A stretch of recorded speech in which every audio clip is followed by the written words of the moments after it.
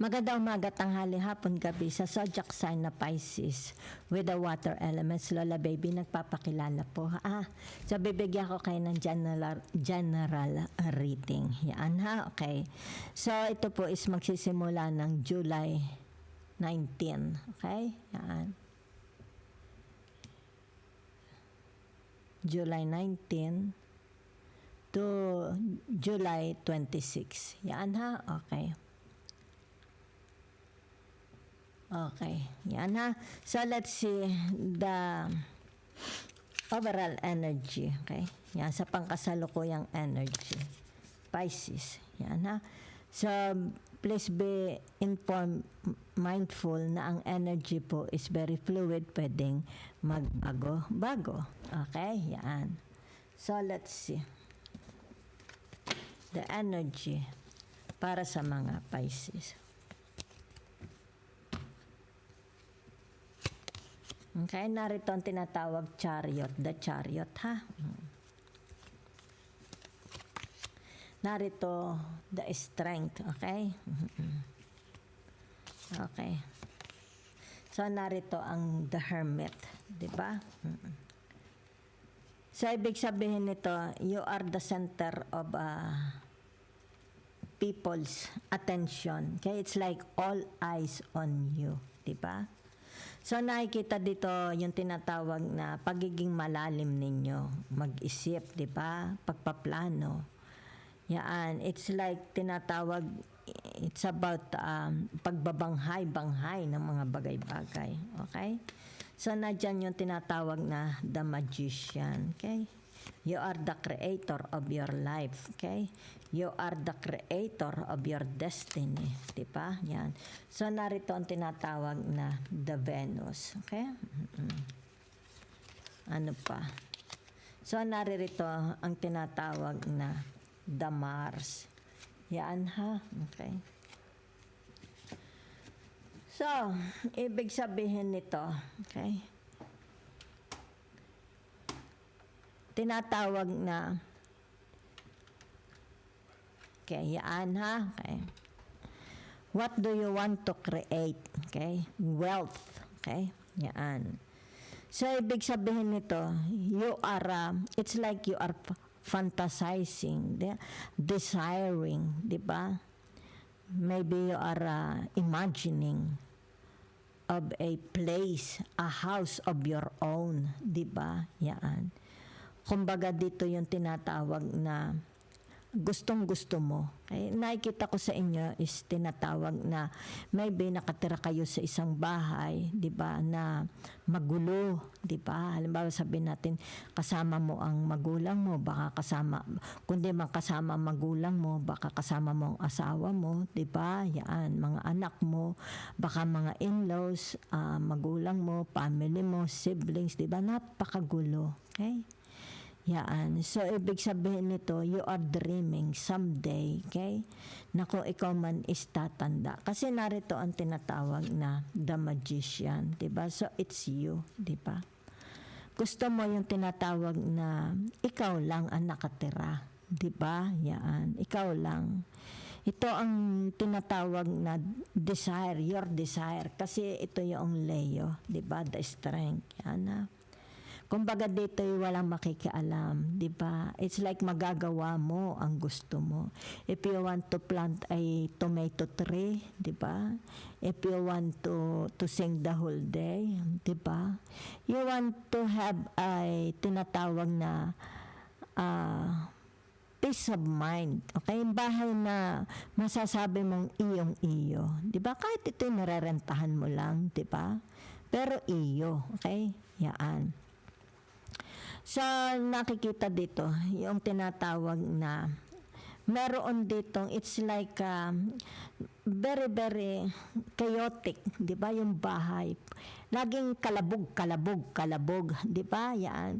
Security mga kasama nyo sa bahay, napaka-drama, maraming mga drama queen, drama king kayong mga kasama, di ba, yan. Kumbaga dito yung tinatawag, ninenervyos kayo because ito narito ang the Venus, di ba, it's like, siguro nasasanay na rin kayo. Pero kumbaga dito, you hate this. Okay? You hate this situation. You hate this buhay na ito. Diba? Kasi hindi kayo dito. It's like dito din i-describe what kind of person you are. Diba, Pisces? Yan. So, ibig sabihin, it's like tinatawag parang hell. It's like, para ako nasa impyerno. Yun ang nararamdaman ng mga Pisces. Diba? Yan. Kumbaga dito, timpi, okay? Hinahabaan nila ang timpi. Yan. Yung kanilang hinahawakan nila yung kanilang pisi, di ba? Hanggat maaari. Yan ha. So, ibig sabihin nito yung tinatawag na, yan maybe nakikita mo sila, di ba? At night, di ba? Maaring sabihin na nating nag-iisip sila, di ba? During night time, di ba? Siguro sa gabi ito, halimbawa sabihin na nating tinatawag na nakikreate, di ba? Halimbawa ito yung tinatawag na katahimikan. Kaya, yan. The quietness of the night, di ba? Doon aktibo ang tinatawag mga Pisces. Yan ha, okay? So, ito yung tinatawag na call of service. Call of service, yan ha. Gaano katagal. Pero nakikita mo sila sa call of service nila. Yan. Hawak-hawak nila yung PC. Diba? Yan, hawak nila ang PC. Diba? Yan. So, it's like sila na lang nagke-create ng kanilang tinatawag na nest, okay, or sanctuary. Diba? Kung saan man ito. Diba? Nest or sanctuary nila. Okay? Yan, maybe kwarto nila, 'di ba? Maaari sa kusina, sa salas, maybe sa terrace, 'di ba? Yan. So nakikita mo dito. Okay? Yung tinatawag na it's like 24 hours, 48 hours, 72 hours, ganito na ng ganito, 'di ba? Yan, walang kapayapaan. Okay? Yan. So they are tinatawag na hinahabaan lang nila ang kanilang pasensya. Okay? Dahil ang gusto nila makalabas. It's like gusto ko nang umalis sa impyernong bahay na ito. Okay? Or maaring sabihin natin trabaho. Baka sa trabaho din, di ba? Okay? Yan.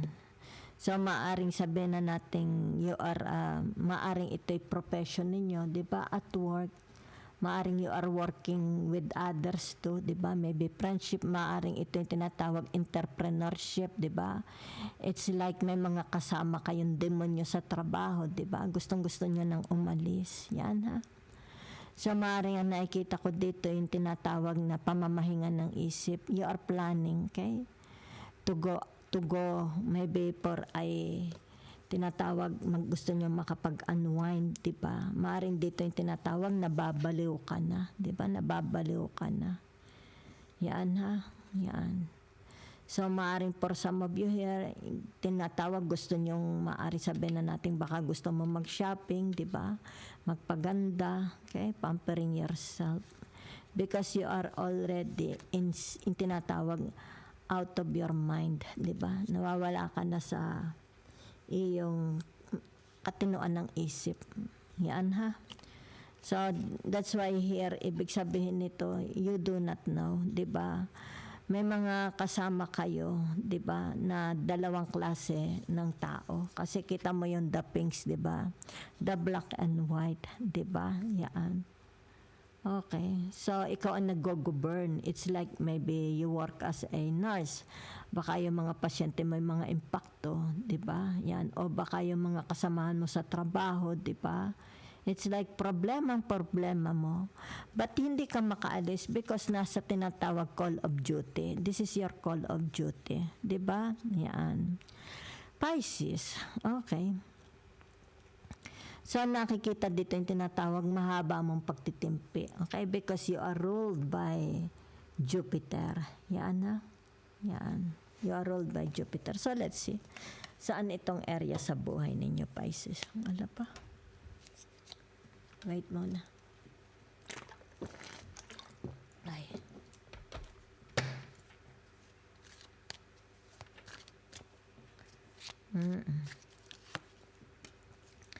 Okay. So, meron ditong tinatawag na makasarili. Okay? Yan. Dito. It's like, kung sino itong taong ito, napaka makasarili. Di ba? Yan. Ito yung tinatawag na kahit hindi kanya, kinakanya. Di ba? Yan. So, ito yung tinatawag na the Six of Wands. Di ba? Okay? So, pag sinabi mong the Six of Wands, ibig sabihin ito yung tinatawag na you will find, okay, your true soulmate. Yan, ha? Maybe it's a marriage, di ba? Maaari ito yung marriage, okay? Ibig sabihin itong marriage na ito is maybe you are expecting a marriage na sabihin na nating punong-puno ng pag-ibig. Pero it turns out, di ba, na ang marriage na ito is very cruel. Kasi meron dito, it's like makasarili. Makasarili ang taong ito, di ba? It's like mine, di ba? O sige, i-mine mo na, pati orinola, i-mine mo na, di ba? Yan, o, di ba? Yan, o. So, ibig sabihin nito, yung tinatawag, dinurog niya ang iyong puso. Di ba? Durog na durog ang iyong puso. Okay? So, whatever is this, it's like tinatawag sa bagong yugto ng buhay ninyo. Kasi narito ang tinatawag na the chariot. Okay? You will find the true love of your life, soulmate. Yan. Makakasal ka. Di ba? Ikakasal ka uli. Okay? Yan. So, prepare yourself. Ibig sabihin nito, you deserve to be happy. You deserve to be happy. Okay? Yan. Makikita mo rin ang iyong tinatawag na true soulmate. So, narito ang tinatawag na the fool. Di ba? Yan. So, anong ibig sabihin ng the fool na ito? Meron ditong, it's like, anong tawag dito? Hindi, kumbaga sa hindi mo mabasa, di ba? Yan. It's like komedyante. May kasama kayo, di ba? Maaring ikaw or sila. It's like parang komedyante, pero delikado ang taong ito. Okay? Rebellious. Okay? So, ibig sabihin, itong taong ito is like a clown. Di ba? Ginagawa nilang katawa-tawa ang sarili nila. I don't know. Okay? Is this you? Di ba? Or another person? Maybe a member of the family, kung sino man ito, okay? Kung sabihin mo namang hindi ikaw yan, hindi ikaw. This is someone with this energy na related sa inyo, okay? So, ibig sabihin, contradictory. Yung tinatawag na very, very contradict, okay? Ang kanyang personality. Yan, contradict, okay? Contradict sa kanyang ginagawa, di ba? Yan, contradict. Yan, ha? So, nakikita rin dito yung tinatawag napakabugso ng damdamin. Yan. It's like, kaya nagkakaroon ng tinatawag na delusional. I think this person is delusional. Okay? Because of the tower. Yan, ha? So, nakikita mo dito yung tinatawag na pabugso-bugso. Yan. Hindi na nag-iisip. Di ba? Bigla na lang siyang nalundag. Di ba? Yan. To. So, nakikita mo rin yung kanyang personality. Kaya personality ng tao na ito, contradictory. Very, very contradictory. Okay? Sa kanyang, yung pag-uugali niya. Okay? Yan. It's like a clown. Diba?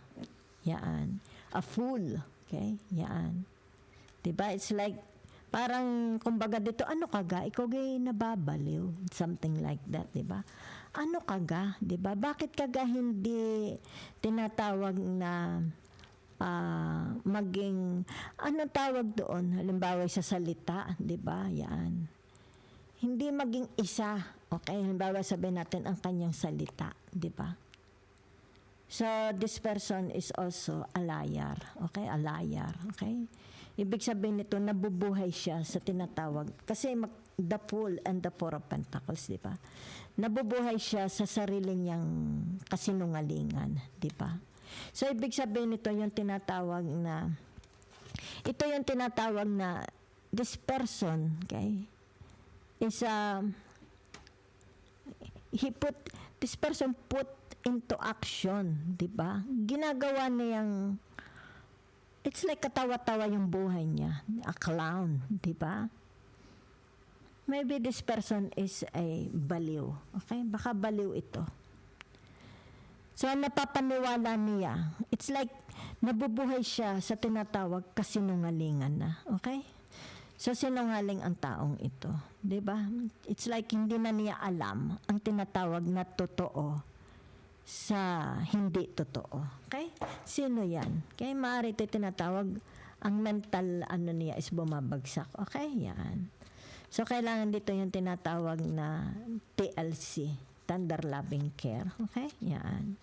Maaaring kailangan siyang i-separate na. Kaya nababaliw na eh. Okay? There is a tendency na magpakamatay na rin ito. Diba? Yan. Okay? So, nakikita mo dito yung kanyang tinatawag na kumbaga, kung ano ang kanya, diba? Ibig sabihin nito, huwag mong kukuhanin kung ano yung nagpapasaya sa kanya. Kaya sabihin na natin ang kanyang halimbawa ano ang source of happiness niya, 'di ba? Halimbawa sabihin natin may pet siya. Meron siyang kung ano man ito, 'di ba? Yaan. Magagalit siya, okay? Pag ito'y kinuha mo sa kanya. Okay? So, narito ang tinatawag na the Empress. Okay? Yan. So, ibig sabihin ng the Empress na ito, yan di ba? Kasi dito na siya, di ba? It's like nakikita mo dito yung tinatawag na the worst, okay? Worst scenario ng kanyang buhay. Di ba? Yan. Siguro pagka halimbawa para it's like ito yung tinatawag paano nila hinihil, di ba? Paano nila ini-entertain ang sarili nila. It's like naririto sila di ba? Sa tinatawag na malupit na mundo, di ba? Kung kaya dito nakikita mo, it's like they are it's like parang niluloko na lang nila ang sarili nila. It's like nagtatanga-tangahan, 'di ba? It's like sabihin mong, alam mo ano? Ha? Ay, ganun ba 'yan? Ganun ba 'yun? Ganon 'yan, nakita mo. Yan. Gumagawa na siya ng kanyang tinatawag sariling mundo. Okay? So, hindi na niya kasi alam ang totoo sa mali, 'di ba? So, kaya dito, it's like nag-separate ang cards, 'di ba? Ito yung tinatawag the worst, okay? And the good. Yan, ha? Ano mangyayari sa kanya, okay? So, ibig sabihin nito, maaring kailangan ng taong ito ang tinatawag na movement, mabunot, di ba? Yan. Kasi nakakaroon ng tinatawag na disturbances sa kanilang mind, okay? So, maybe they need a vacation. They need a tinatawag na bibitaw, 'di ba? Para bumalik sila sa katotohanan, 'di ba? Kasi nagiging insane ba 'yon? Insanity. Yan, ha? Wala na sila sa matinong katinoan. So it needs a tinatawag redemption, 'di ba? Intervention. Yan, ha? So whatever is this, kung it has something to do about marriage, 'di ba? Yan, makakapag-asawa siya, okay? At dito yung tinatawag na matatagpuan din niya ang tunay na pag-ibig, 'di ba? Yan. So ibig sabihin nito, meron ditong tinatawag na ikaw at ikaw lamang. Ikaw at ikaw lamang ang mamahalin, 'di ba? Yan. Kasi narito ang tinatawag na the Four of Swords, di ba? It's like till death do us part, di ba? Ganon ang kanyang tinatawag na loyalty. Maaari ito'y byuda, di ba? Yan. So nakikita mo siya dito, it's like tinatawag hanggang sa huling hininga ng buhay niya, mananatili siyang mag-isa, di ba? Okay? It's like tinatawag na mamumuhay siyang mag-isa lang. Di ba?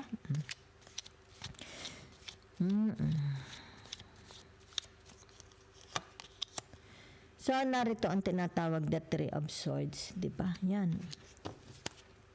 Ano itong the Three of Swords? Maaring sabihin na nating mag-isa lang siya sa kanyang castle. Pero nakikita mo masakit ang puso niya. Di ba? Yan, no? It's like, I'm the king of the castle, I'm the queen of the castle. Pero nakikita mo yung tinatawag, masakit ang kanyang puso. Di ba? So, ibig sabihin nito, meron siyang dinadalang kalungkutan, kapighatian. Di ba? Dahil yan yung tinatawag, the Three of Swords. Di ba? Maaaring sabihin natin, wala siyang kaibigan, wala siyang mga kapatid. Di ba? Wala siyang, halimbawa, asawa. Di ba? Yan. So, nakikita mo dito. Di ba? Pwede rin sabihin natin, wala siyang trabaho. Di ba? Maaring walang nadamay. It's like tinatawag, walang nadamay sa kanya. It's like nobody comes para sabihin, i-check, are you still alive? Diba? Nahinga ka pa ba dyan? Okay. So, masyado itong active sa gabi. Diba? It's like sa gabi, marami siyang tinatawag download messages. Diba? So, nakikita dito yung tinatawag the Eight of Pentacles. Yan ha? Okay. So, ibig sabihin ng the Eight of Pentacles na ito, nakikita mo siya, yan, alone, di ba? Trabaho ng trabaho, di ba? Maaring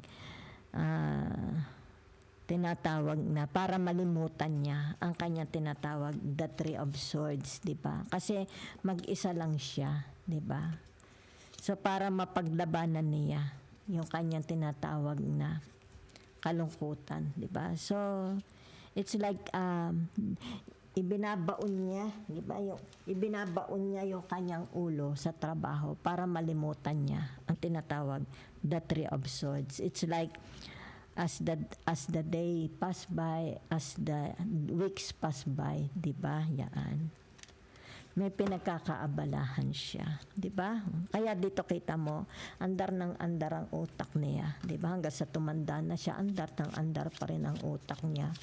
Di ba? Para lang hindi magkaroon ng okasyon na tinatawag sariwain itong Three of Swords. Okay? Dahil nakikita mo siya dito. Okay? Very, very quiet.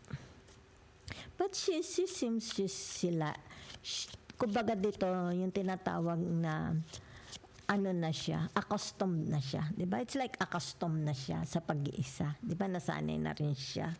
Kahit may lungkot siya, basta ibinaon na niya yung parang ibinaon mo na doon.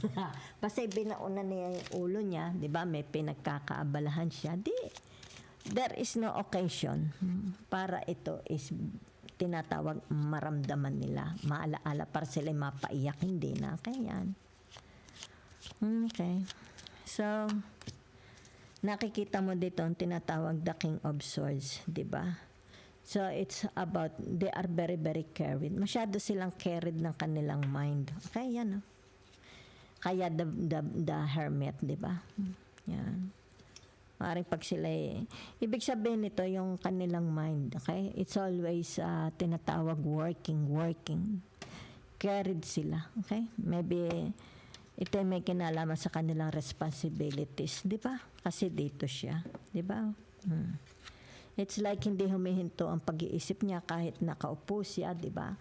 Kahit na doon siya sa banyo na etchas, dinaandar ang isip niya, di ba? Maaari sabihin na natin malaki ang kanyang role, di ba? Responsibilities, duties, yan. Okay. Kaya dito, it's like yung tinatawag, di ba? Yan. Anong gagawin ko? Anong sunod kong gagawin? Bukas maglalaba ako. Bukas pupunta nga pala ako sa boss ko. May pagagawa ang boss ko, di ba? So, nakikita mo siya dito. It's always carried away. Yung kanyang mind is carried away, di ba? Nadadala, yan. So, be very, very careful ha. Dahil baka, ibig sabihin nito, pag masyado kang carried away ng mind mo, okay, pwede kang tumalon, di ba? Sa tinatawag na the fool, okay? Ibig sabihin nito, pag hindi ka bumalik sa iyong sanity, there is a chance parang pinasok ng lamig ang utak mo, 'di ba? Pinasok ng hangin, mawala ka na, 'di ba? It's like mawawala ka na lang bigla. Okay? So be very very careful. Yan ha. You need to sleep. Dahil nakikita dito, it's like kulang kayo sa tulog. Okay? Kahit gabi, masyadong active ang mind ninyo. Okay? So, yan ha, nakikita dito. The Three of Pentacles. Yan ha. Problem solver. Diba? It's like, sino itong mga kasamahan ninyo? Diba? Yan. Nakikita naman, diba? It's like they are helping you. Diba? Yan. Para ma-resolve ang problema. Diba? Okay? Maybe sabihin na natin dito, sa inyo sila nagre-rely. Diba? Yan. Kumbaga dito malaki ang role mo. Diba? Yan. Kung kaya dito. Yan o. Diba? Parang ikaw lagi. Diba? Kaya pag kami nangyari, ibig sabihin nito kaya narito. Diba? Ang tinatawag na the strength and the hermit, di ba? At saka ang the chariot. If something went wrong, ikaw ang masisisi, di ba? Yan, no? Kaya magkakatabi. If something went wrong, adi yan, parang ang dali, ikaw na lang ang sisisihin, di ba? So, ito. Narito ang tinatawag na the Five of Pentacles, di ba? Okay? So, ibig sabihin ng the Five of Pentacles na ito, yung tinatawag na it's like you go on. Sige. Marami kayong daladalang kalbaryo sa inyong buhay, di ba? Ito yung tinatawag na it's like wearing a pink glass, di ba? A rose glasses, di ba? Wearing a rose glasses. Ibig sabihin nito, you still believe, di ba? Kasi narito ang tinatawag na the strength, okay? Na ito'y magbabago. It's like hindi ka nawawalan ng pag-asa, di ba? Na ito is tinatawag pansamantala lang. Matatapos din ito, di ba? Yan, matatapos din ito. It's like habang may buhay. Yan, di ba? So, naririto ang tinatawag the judgment. Yan na. So, maaaring for some of you here, tinatawag matanda na kayo bago kayo makapag-asawa. Di ba? Matanda na. Sabihin natin baka tinatawag na kung kailan. Kasi meron ditong tinatawag na ilang beses ito, di ba? Marriages na ito. Pwede rin naman sa profession nyo, sa career, di ba? Maraming kabiguan. Okay? So, ibig sabihin nito, yung tinatawag na matanda na, okay? Bago niya matagpuan. Yan ha, okay? So, you will feel young again. Kahit matanda na kayo, di ba? Ibig sabihin nito, pwedeng tinatawag na yan, di ba? Okay? Meron ditong young couple, old couples, di ba? Ibig sabihin nito, baka ito i-renew ang marriage, di ba? O kaya wedding anniversary. Okay, yan. So, nakikita ko for some of you here, di ba, it's like soulmate. Meron kayong mga pakakasalan, maybe childhood sweetheart, di ba? From your childhood sweetheart. So, ibig sabihin nito, matanda na siya, okay? Magkakaasawa pa rin siya, pero napakatanda na niya, okay? So, marunong magdala ng problema, okay? Ang Pisces na ito. Yan ha. So, nakikita mo siya dito. Di ba? Mahaba ang pasensya niya. Di ba? It's like para maunawaan nila kung ano bagang pinaggagawa niya. Di ba? Okay. So, ibig sabihin, kaya dito, habang may buhay, sa'yo ibibigay. Yan o, kita ninyo. Di ba? Maaring ito'y childhood sweetheart na kumbaga dito matanda na kayong magiging magkakilala, magpapakasal, di ba? Maaaring sabihin nating soulmate mo siya. Soulmate. You will find your true love. Your soulmate. Ibig sabihin nito, it's not only about marriage, diba? It's not only about partner. Okay? You will find, okay, the true meaning of life. Halimbawa, sabihin na natin, masasadlak ka, diba? Sa lugar, sa posisyon na ito ang contentment, diba? It's like, I will live, tinatawag sa tabi ng dagat, diba? Maaring ito tinatawag na may i-enjoyin ko na lang ang aking buhay, diba? Kasi narito na tinatawag na fulfillment, nagkaroon na ng fulfillment, diba? Natapos na ang kanyang laban sa buhay. So nakikita mo dito the bad and the good, 'di ba? Yan. So nakita mo dito yung kanyang tinatawag tibay ng loob, 'di ba? Yan oh. Matibay masyado ang loob nito, 'di ba? Hindi siya tinatawag na pinanghihinaan. Humihina man, 'di ba, yung damdamin nila. Pero nakikita mo, dego, lumalaban. Yan o, struggle sa buhay, the Five of Pentacles. So, ibig sabihin nito, hindi habang buhay, tinatawag, magdudusa ka. Di ba? It's like you will find your tinatawag companion. Di ba? Sabihin natin kung byuda ka, kung tumultos ang marriage life mo, matatagpuan mo rin. Kahit may edad ka na, matatagpuan mo rin ang soulmate mo. Diba? And you will feel young again. It's like you will feel young 20 years, diba? 20 years younger, 50 years younger. Yeah? So, narito ang satisfaction. Thank you very much.